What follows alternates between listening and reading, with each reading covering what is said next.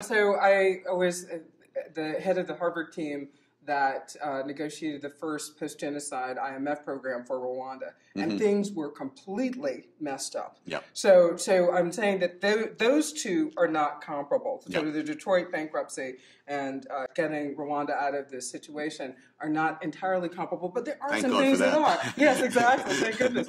But there are some things that are. Yep. So one of the first things they needed to do was to get organized in terms of digitizing all of their records, because the Tutsis used to be employed in the central bank, Right. and they were all killed, so all of our records were in a mess. And the same is true in Detroit.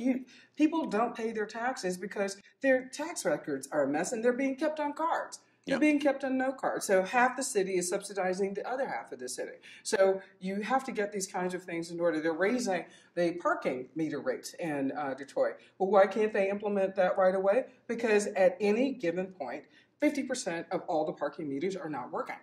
So, I mean, there's just some basic things that need to be done that somebody overlooked systematically. And this is systematically for a long time. This is not a recent problem. So there are a lot of things that have to be fixed that are long-term, that are structural, and this is a good thing. So there's a big think exercise that's going on. Now, it involves some very small things, but a big think exercise going on, including regional cooperation. So I understand I'm a new person who moved to Michigan, but there is a lot of leftover racial tension that they just have not had a kumbaya moment about yet. And they need to resolve that, because this is a regional economy, and it's not going to go forward with these kinds of tensions and feelings not having been resolved. And the other problem you have is that you have many people from largely the white suburbs who make use of the services within the city of Detroit, but they're not part of the tax base. So Exactly. in a sense, they're getting a big subsidy from the city. That's right. And there are a lot of subsidies that have been spread around. So this is something they've got to get prices right. So they've got to get prices right with respect to what they owe bankers, all of their creditors. They've got to get prices right with respect to services that have been given in the past and not paid for.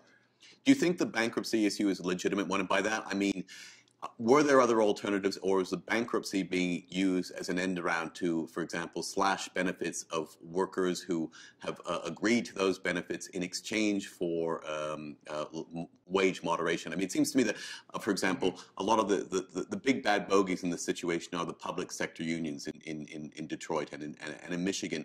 But in many cases, they've agreed pension rights in exchange for lower wages, for example, and that's now effectively being repudiated. Yes, I think you've described it.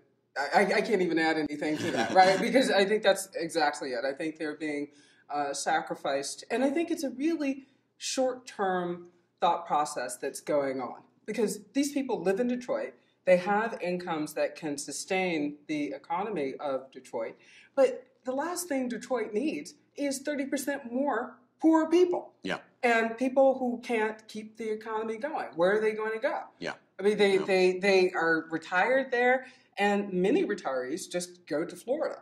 So you can't get the kind of tax base you can get from them, or the kind of economic activity that you would typically see in Detroit. So I think I think it has been a veiled attempt to cut benefits that actually could be paid for if the liabilities were described in the right way, and if people weren't scared by sort of the big number problem. So, this big number of 35 billion being thrown at the public, and this is almost like the postal system, and big numbers being thrown out too. But these are liabilities over time, not ones that you have to pay next year. It's like the whole public deficit question. Exactly. You throw out the $16 trillion number, you sort of say, well, that's just a stock number. Actually, it doesn't really mean anything. Right. And we can never address this, so we've got to cut. And I think that certainly some things have got to be gotten right. Again, prices have to adjust, and there has to be a realistic sense, especially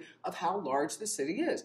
The city is much too large, physically, to sustain the population it now has. So some things have to be done, and they should have been done long ago. But there's some other things that are, I think, just ancillary, and they're an excuse to do what someone may have wanted to do in any case. A long-term political agenda. Yes, right. Are you at all hopeful? Are there solutions that you see? You mentioned that, for example, this kumbaya moment, the addressing of the racial tensions. Is that starting to happen now? Are people starting to address that question openly and honestly?